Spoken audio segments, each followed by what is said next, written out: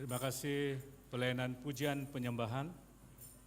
Kiranya Tuhan akan memberkati setiap pribadi mereka, bahkan pastinya seluruh jemaat Tuhan diberkati pada pagi hari ini. Sebelum kita belajar sedikit daripada firman Tuhan, mari bersama kita akan menghadap meja Tuhan. Kita akan mengambil bahagian di dalam perjamuannya Tuhan. Sebelum kita meneruskan acara ini, saya ingin bertanya kalau ada yang belum mendapat roti dan airnya, silang angkat tangan. Silang angkat tangan. Ada di depan sini ya.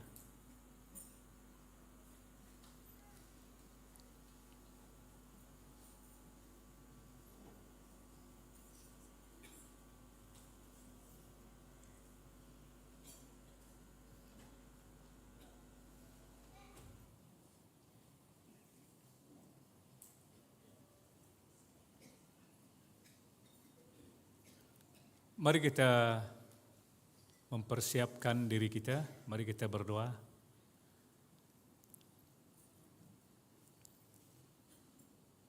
Engkau adalah Allah yang layak ditinggikan, Allah yang layak dimuliakan. Kami sangat bersyukur pada pagi hari ini, kami berada di tempat ini dengan satu tujuan, yaitu memuliakan dan meninggikan nama-Mu. Pada waktu yang sama Tuhan banyak mengajarkan kami, mengingatkan kami tentang kehidupan kami sebagai anak ketebusan-Mu. Pagi ini kami diberi peluang untuk menghadap meja Tuhan, yang pastinya ianya adalah sesuatu perkara yang penting, bahkan yang terpenting dalam kehidupan kami sebagai anak-anak Tuhan.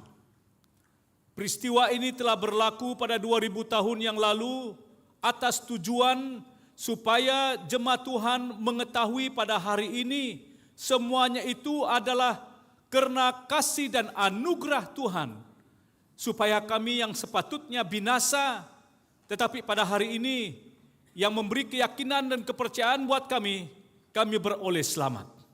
Sebab itu Tuhan, kami sebagai keluarga besar di sini, kami naikkan pujian syukur kami kepadamu, mengucapkan ribuan terima kasih yang tak terhingga buat-Mu Tuhan, atas perbuatan-Mu, atas segala sesuatu yang Tuhan telah rencanakan kepada setiap pribadi kami. Ampuni kami ya Tuhan, jikalau dalam beberapa waktu ini mungkin ada perkara-perkara yang menjadi hambatan, yang menjadi hal yang menjadi halangan untuk kami bersekutu dengan-Mu. Dalam istilah yang tepat, ada dosa-dosa yang kami telah lakukan, baik secara sengaja maupun tidak sengaja, yang pasti Tuhan mengetahui semuanya. Dengan ini Tuhan, dengan sikap rendah hati, kami mohon pengampunan daripada-Mu Tuhan. Terima kasih Tuhan karena karya-Mu atas setiap pribadi kami dan membenarkan kami untuk mengambil bahagian di dalam acara ini.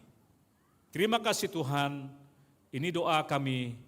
Kami minta semuanya ini dalam nama Yesus, Tuhan dan Juru Selamat kami berdoa. Amin.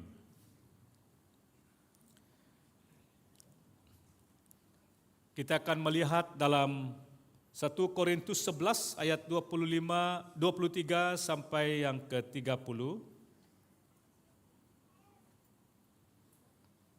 1 Korintus ya. Aku telah menerima daripada Tuhan apa yang telah kusampaikan kepadamu, bahwa pada malam Dia dikhianati, Tuhan Yesus telah mengambil roti dan setelah mengucap syukur Dia telah memecah-mecahkan roti itu, lalu berkata, "Ambil dan makanlah. Inilah tubuhku yang diserahkan untukmu. Lakukanlah ini sebagai peringatan kepadaku." Demikian juga sesudah makan, Dia mengambil cawan itu sambil berkata, "Cawan ini perjanjian baru dengan darahku. Setiap kali kamu meminumnya, lakukan ini sebagai peringatan kepadaku." Karena setiap kali kamu makan roti dan minum dari cawan, dengan cara yang demikian, kamu memberitakan kematian Tuhan hingga kedatangannya. Jika sesiapa makan roti atau minum dari cawan Tuhan ini secara tidak wajar, dia akan menanggung dosa terhadap tubuh dan darah Tuhan. Hendaklah setiap orang memeriksa dirinya dan kemudian makan roti itu dan minum dari cawan itu. Karena jika seseorang memakannya dan meminumnya tanpa mengenal tubuh Tuhan, dia makan dan minum akan penghukuman kepada dirinya. Oleh sebab itu, ada sebilangan besar yang lemah dan yang sakit dalam kalanganmu. Malah ada yang meninggal dunia. Jika kita menghakimi diri sendiri, tidaklah kita dihakimi. Tetapi apabila kita dihakimi, kita dihukum oleh Tuhan supaya kita insaf agar kita tidak dibinasakan bersama-sama dunia. Seperti mana yang kita sedia maklum, arti daripada perjamuan Tuhan ini adalah acara yang merupakan acara keagamaan ataupun sakramen, di mana terjadi persekutuan antara orang yang percaya dengan kematian Tuhan Yesus di kayu salib, juga di antara orang percaya sesama anggota tubuh Kristus lainnya. Dan perjamuan Tuhan ini juga dia memiliki nilai peringatan akan karya penebusan Allah bagi setiap orang yang percaya. Malahan ia mengandung erti pemberitaan kematian Yesus kepada semua orang. Mengajar supaya saya dan Anda selalu mengucap syukur akan karya Tuhan kepada setiap pribadi kita. Perkara yang penting yang harus kita tahu sebagai orang yang percaya Tuhan, ini merupakan satu perintah yang diterima daripada Tuhan, yang mana kita harus terlibat jika kita adalah seorang yang percaya kepada Tuhan. Tuhan Yesus menyuruh saya dan saudara memperingati Dia dengan mengambil bahagian dalam perjamuan kudus ini. Dengan cara yang sederhana, perjamuan ini melambangkan bagi kita erti kematiannya. Roti yang dipecahkan ini melambangkan tubuhnya yang telah dipecah. Oleh karena kita, dan minuman ini melambangkan darahnya yang tertumpah untuk pengampunan dosa kita. Semua orang yang hadir pada hari ini, baik yang ada di dalam ruangan ini maupun yang sedang menyaksikan acara ini sebagai jemaat Tuhan, yang sungguh-sungguh mengenal Tuhan itu sebagai Tuhan dan Juru Selamatnya, dan sudah dibaptis sebagai kesaksian tentang imannya kepada Tuhan Yesus Kristus, di hadapan umum dengan segala hormatnya dipersilakan mengambil bahagian dalam perjamuan ini. Tetapi perlu kita ingat, terdahulu saya dan saudara kita harus ataupun kita perlu memeriksai hati kita dan mengakui dosa kita kepada Allah, supaya jangan menghadap meja Tuhan ini tanpa sedia. Dengan ini saya menjemput semua yang mengambil bahagian berdiri. Sila sediakan rotinya.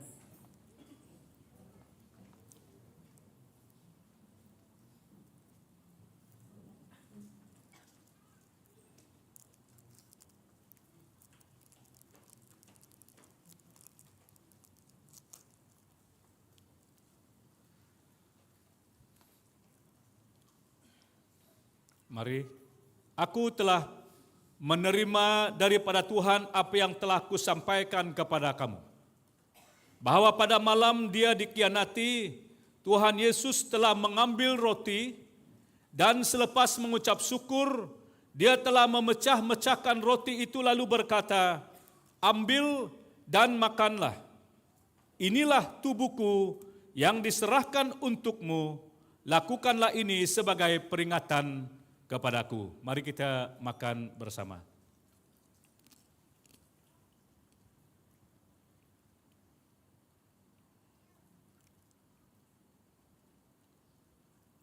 Demikian juga sesudah makan, dia mengambil cawan itu sambil berkata,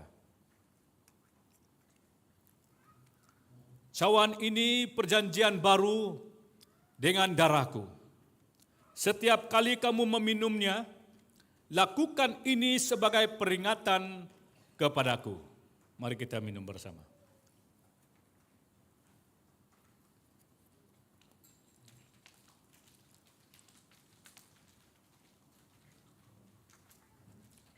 Oleh karena itu, pergilah, jadilah semua bangsa muridku, baptislah mereka dengan nama Bapa, Anak, dan Roh Kudus.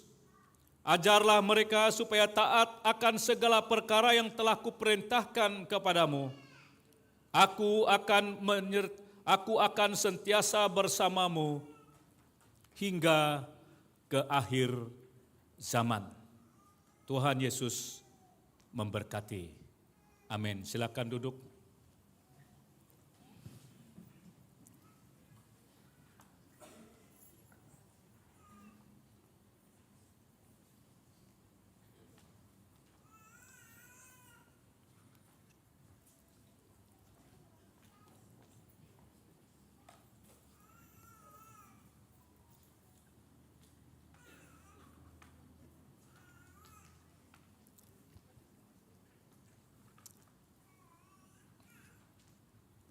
Selamat Hari Natal.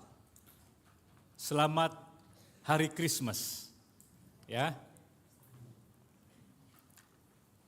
Kita merayakan Hari Christmas pada hari ini adalah karena kita mau bersama-sama sebagai keluarga besar Gereja ERC, kita mau bersama-sama bergabung merayakan dan mengingatkan peristiwa ini. Suatu peristiwa yang penting bagi saya dan saudara. Menjadi persoalan sebagian orang mungkin mengapa dia diadakan bukan hari yang telah ditentukan. Tetapi yang sangat jelas kita mau bergabung bersama-sama. Sebab yang pasti akan ramai di kalangan kita yang akan balik ke kampung. Dan kita tidak akan bersama seperti ini ya untuk sebahagian kalian yang akan balik ke kampung. Doa kita supaya setiap kita yang akan balik ke kampung akan menjadi berkat. Bukan hanya diberkati tetapi akan menjadi berkat. Dan hari ini seperti mana yang kita sedia maklum, kita adakan acara khas hari ini adalah merayakan kelahiran Tuhan Yesus. Yang pastinya tema yang kita akan petik adalah daripada Lukas.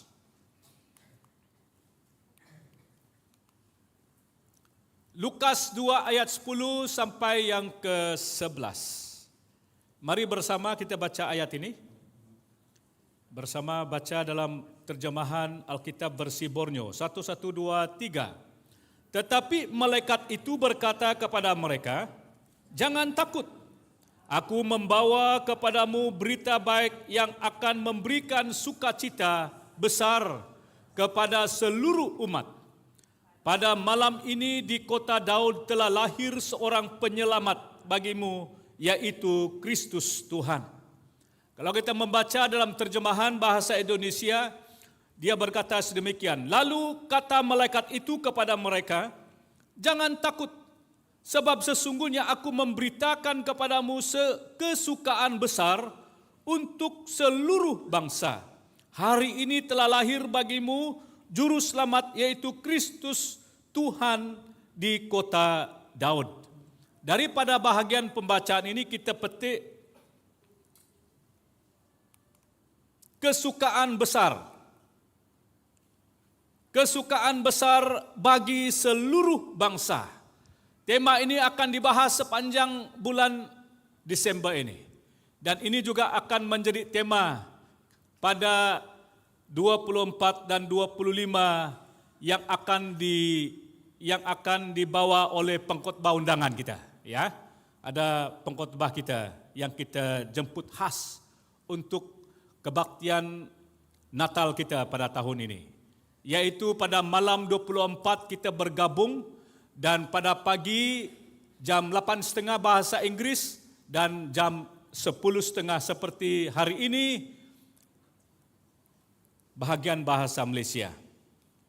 Kita sangat bersyukur karena kita akan dilayani oleh pengerusi daerah kita, Pastor Luther Sakai, yang akan melayani kita sempena Natal pada tahun ini.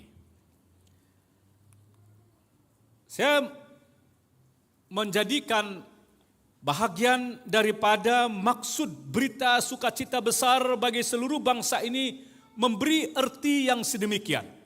Ada maklumat mengenai satu kejadian ataupun satu peristiwa yang disampaikan kepadamu, yang akan memberi impak, yang memberi kesan, rasa senang hati yang meluap-luap, kegirangan, kegembiraan yang tidak terkatakan.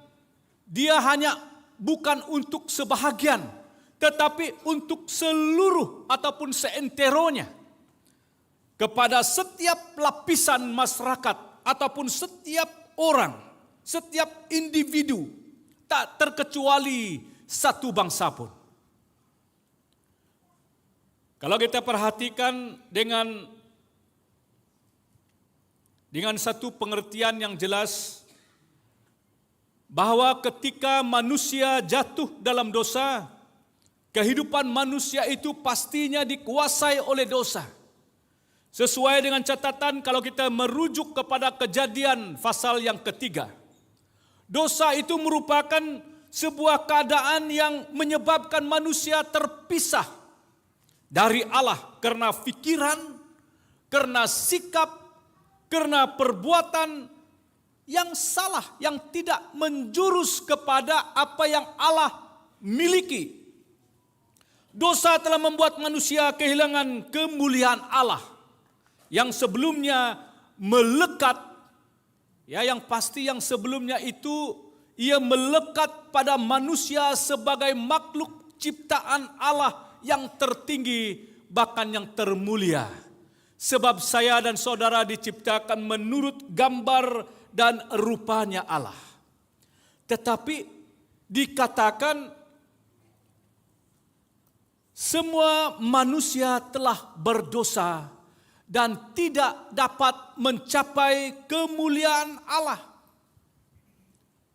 Satu bahagian yang perlu kita perhatikan, bahwa sejak manusia jatuh dalam dosa, ada sesuatu keadaan yang harus kita perhatikan bersama.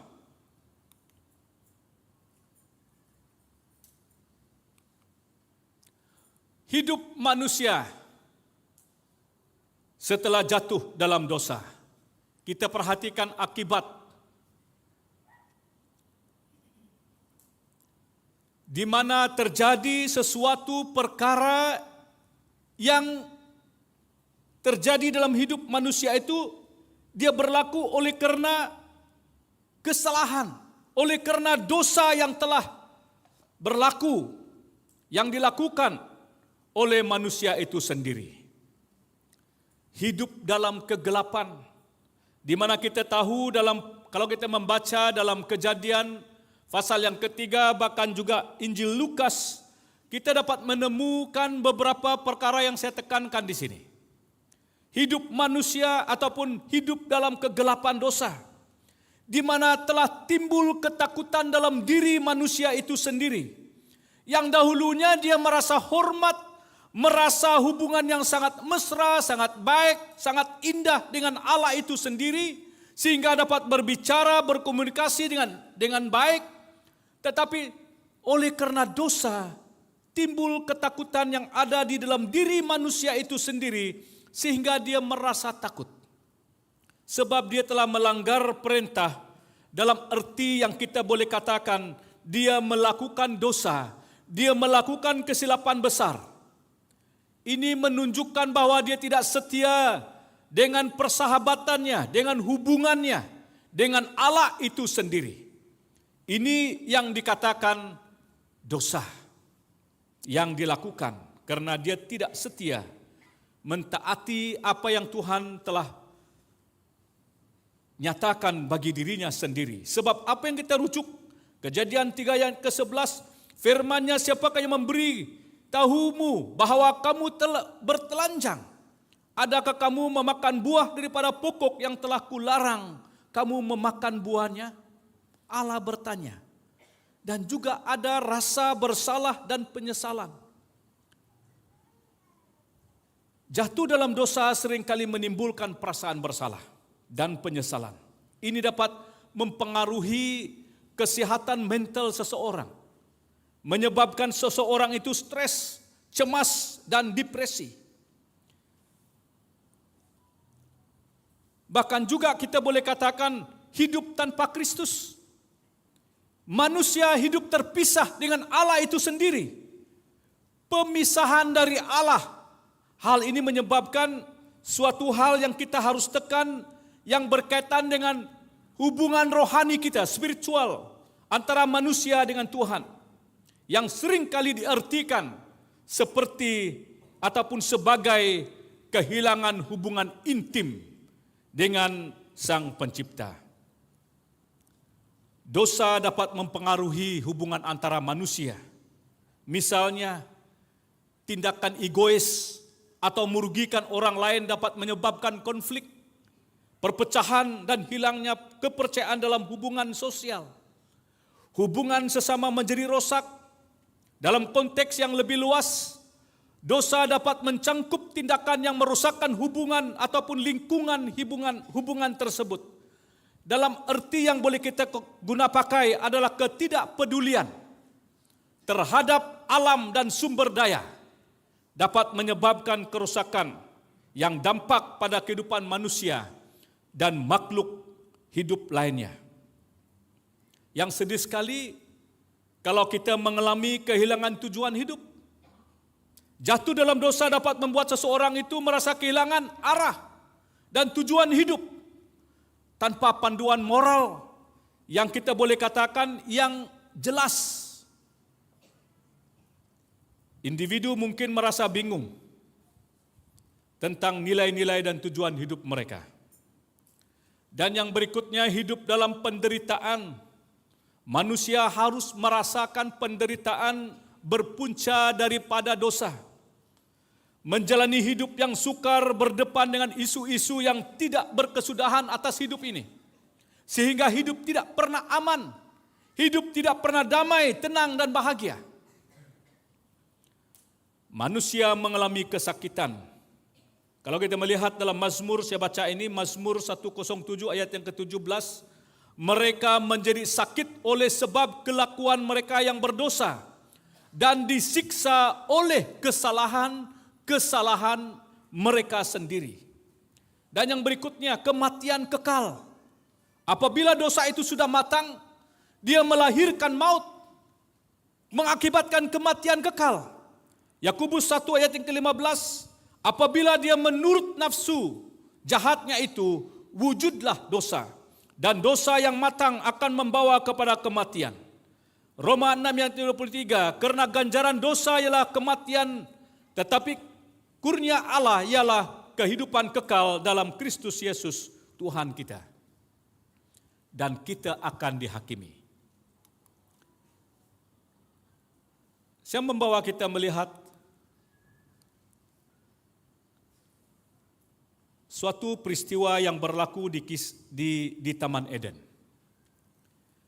Walaupun manusia menyembunyikan diri seperti ayat yang ke-8, Tuhan tetap mencari dan memanggil manusia itu. Dan dia berkata, di manakah engkau? Itu ayat yang ke-9. Bahkan membuat pakaian dari kulit binatang menggantikan cawat yang disemat dari daun ara. Allah menyediakan sesuatu untuk menutupi tubuh manusia itu. Daripada ayat yang ke-21 dan ayat yang ke-7. Sehingga kita boleh melihat sepanjang perjanjian lama ada persembahan korban-korban untuk penghapus dosa. Kalau kita melihat beberapa ayat dalam Keluaran, Imamat, Bilangan, Yehezkel dan Ibrani. Dan pada waktu yang sama apa yang dikatakan dalam bahagian ini juga dikatakan Allah memberikan 10 hukum Taurat yang harus dikerjakan, yang harus dilaksanakan. Tetapi Tuhan melihat bahwa manusia itu tidak mampu melaksanakan hukum Taurat. Sehingga Allah berinisiatif ataupun Allah sendiri harus datang ke dalam dunia ini. Kalau kita melihat dalam Ibrani 14 ayat yang ke-14 sampai yang ke-15, Yohanes 3 ayat yang ke-16. Yesus datang ke dalam dunia ini. Sebelumnya, apa yang sangat jelas sekali, walaupun manusia itu bersembunyi, Tuhan tetap mencari dan memanggil kita dengan nama kita sendiri. Pada waktu yang sama, mari saya bersama dengan kita melihat apa yang menjadikan manusia itu menikmati sukacita yang sementara. Apakah ianya pada waktu kelahiran anak, pada masa cinta kita diterima, pada masa pernikahan, perkawinan, pada masa menerima sijil, naik pangkat, naik gaji, pada masa mendapat keuntungan, ataupun kita boleh ketengahkan ianya sebagai bersumber pada perkara-perkara lahiriah. Hal ini yang kita boleh nikmati. Apakah ianya sebuah kesukaan ataupun sukacita yang kekal? Mari kita melihat apa yang dikatakan oleh Dr. Lukas.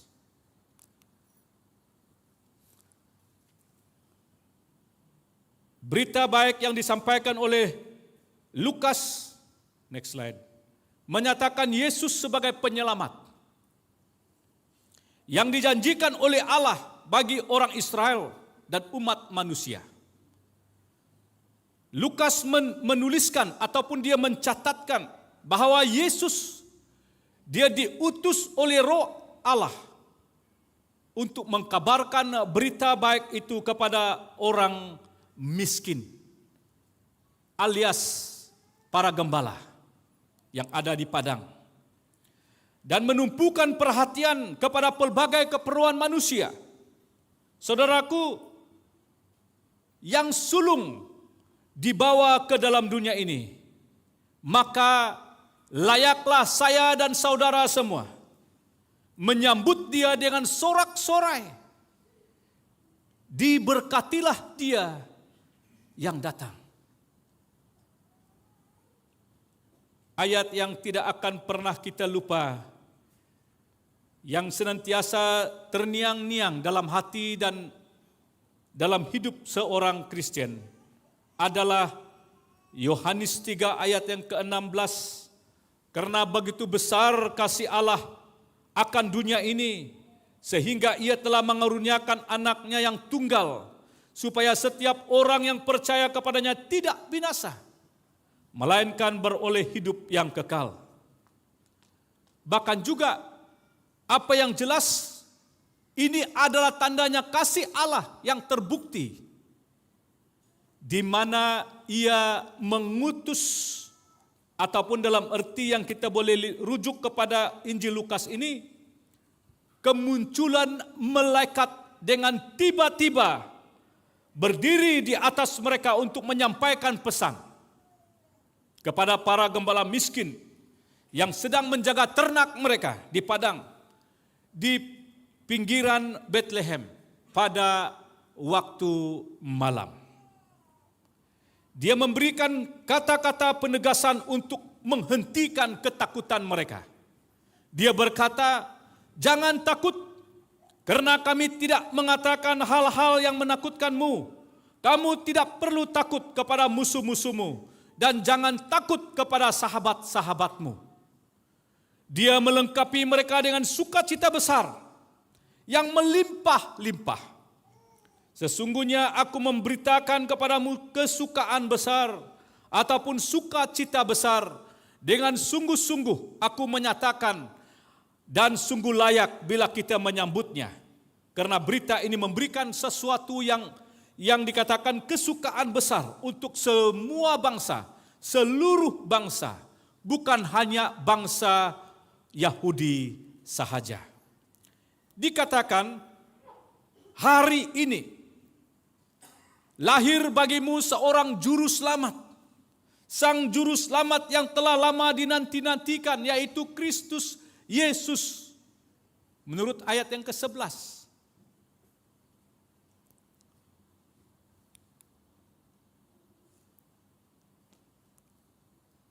Next slide.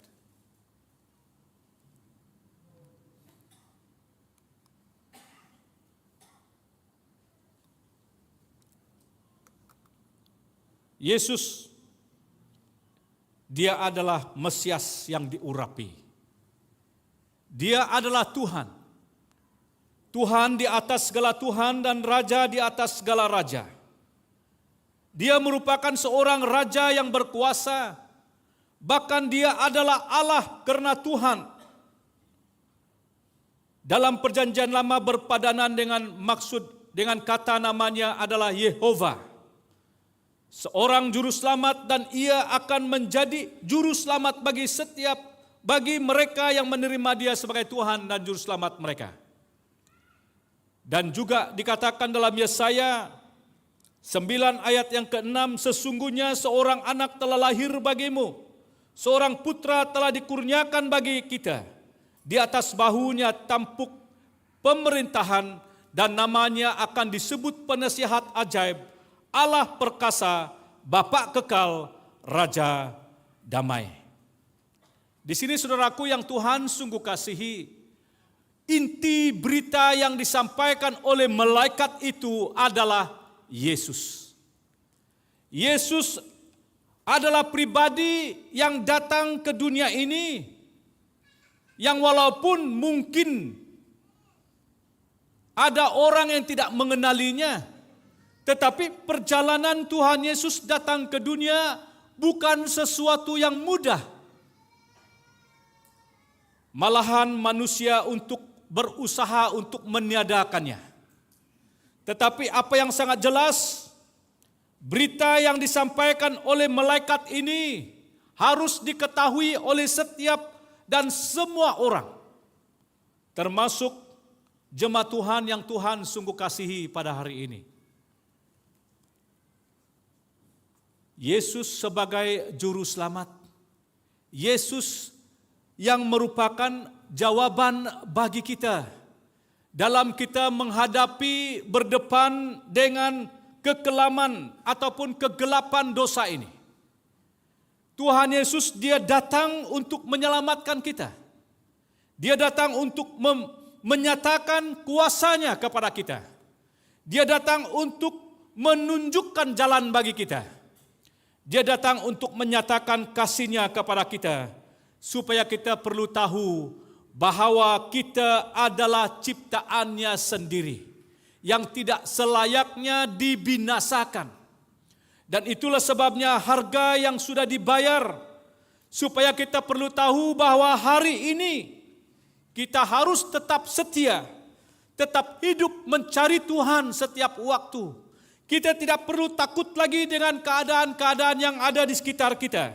Sebab Tuhan telah berjanji bahwa Dia adalah yang merupakan yang akan menyertai kita senantiasa.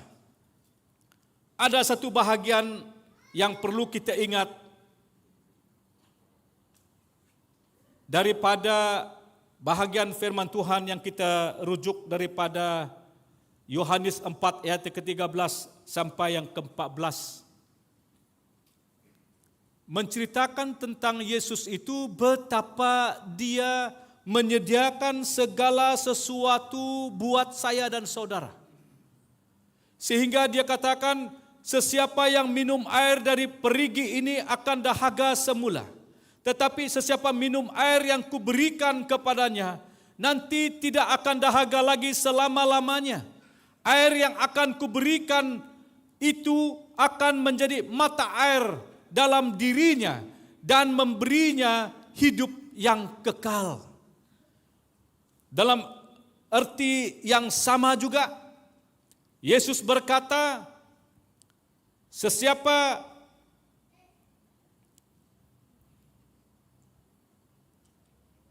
Yohanes pasal 7 ayat yang ke-37. Pada hari terakhir perayaan itu, yaitu hari yang terutama, Yesus berdiri lalu berkata dengan suara lantang, sesiapa yang dahaga, datanglah kepadaku untuk minum. Sebagaimana tersurat dalam kitab suci, sesiapa yang percaya kepadaku, dalam hatinya akan terpancar mata air yang memberi hidup. Yang dimaksudkan oleh Yesus ialah Roh Kudus yang akan diterima kelak oleh orang yang percaya kepadanya. Pada masa itu Roh Kudus belum dikaruniakan karena Yesus belum dimuliakan. Satu bahagian yang ditinggalkan untuk kita semua.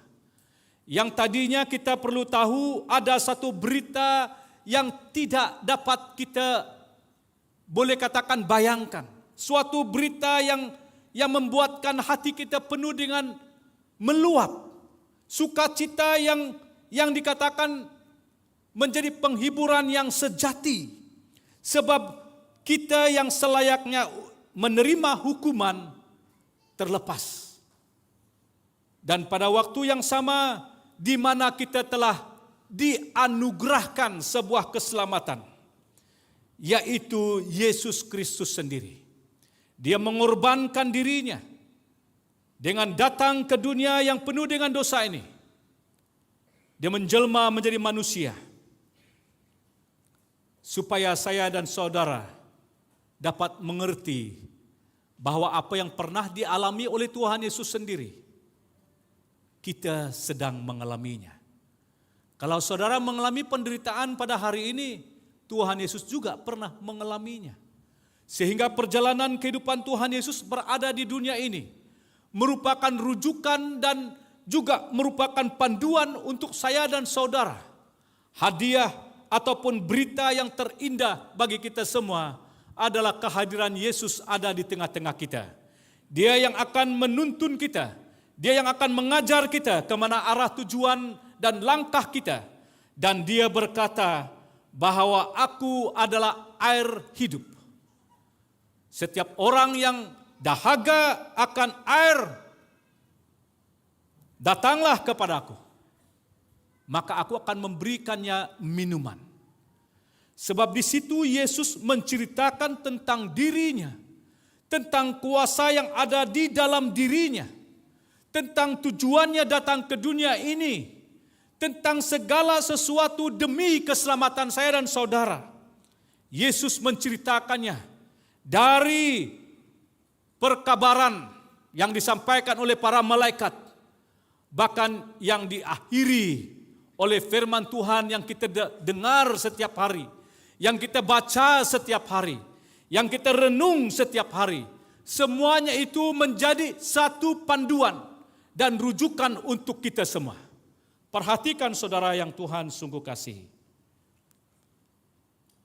Kristus sudah datang, membawa berita sukacita besar, impak besar bagi setiap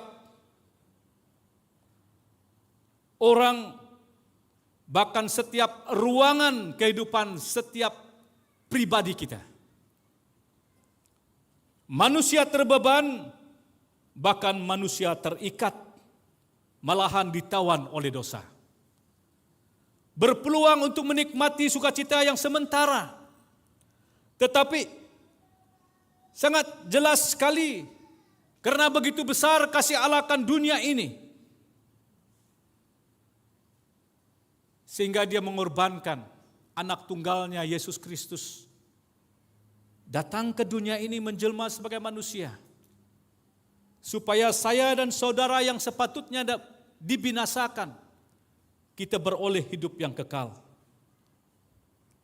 Dia datang adalah untuk menyelamatkan, memelihara, dan memberkati setiap kita. Dan akan datang satu waktu yang seorang pun tidak tahu. Dia datang menjemput kita balik ke pangkuannya di sorga. Mari kita tunduk berdoa. Bapa yang baik, kami sangat bersyukur karena firman-Mu mengajar kami. Firman-Mu tidak pernah berubah, yang menjadi panduan dan rujukan kami setiap hari. Tuhan, kami sangat bersyukur karena apa yang Engkau telah lakukan buat kami. Banyak perkara yang kami tidak faham, tetapi segala perbuatan dan tujuan-Mu adalah semata-mata untuk menyelamatkan kami semua. Terima kasih atas kebenaran firman-Mu. Kira semuanya ini dapat mengambil tempat di dalam setiap hati kami. Jikalau ada di kalangan jemaat kami yang masih ataupun tidak mengenal ataupun tidak mengetahui tentang apa yang akan mereka lakukan ke depan, mereka tidak tahu tentang sesuatu yang Tuhan telah lakukan bagi hidup mereka.